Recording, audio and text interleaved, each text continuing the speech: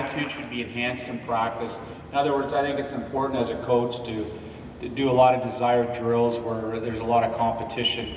I'm a big believer that you know, you can't make a person competitive, but you certainly can make them a lot more competitive.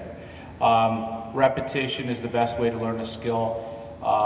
My former life, before I got into coaching hockey, I was a phys ed teacher in Scarborough, which is just east of here. And my last couple of years, I was a phys ed consultant. And when I look at all the other sports, and one thing I've always tried to do as a hockey coach is incorporate other sports into hockey. And when you look at a lot of other sports, fundamentals are so important, and that's why I think repetition is the best way to learn a skill. And like I said before, you get better or worse, you never stay the same. I think that's something as coaches we know, for us and as players as well. Okay, Ben? Obviously we have people here at, you know, different levels of coaching, so obviously everything's a little bit different. One of the things you got to look at firstly, depending on where you're coaching, is the age of your players.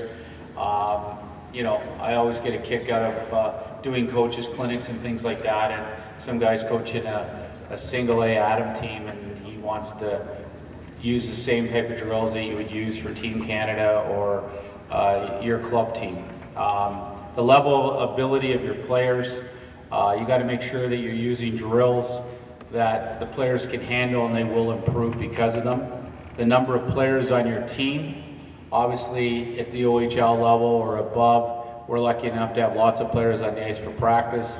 If you're running a minor hockey practice, you might only have 13 or 14 players, so you've got to take that into consideration when you're doing things.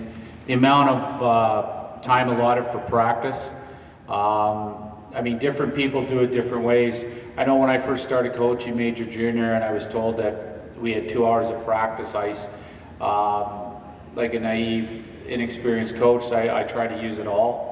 And now, after 20 years of doing this at this level, I mean, we probably never go more than 65, 70 minutes. So I think you got to look at your practice time.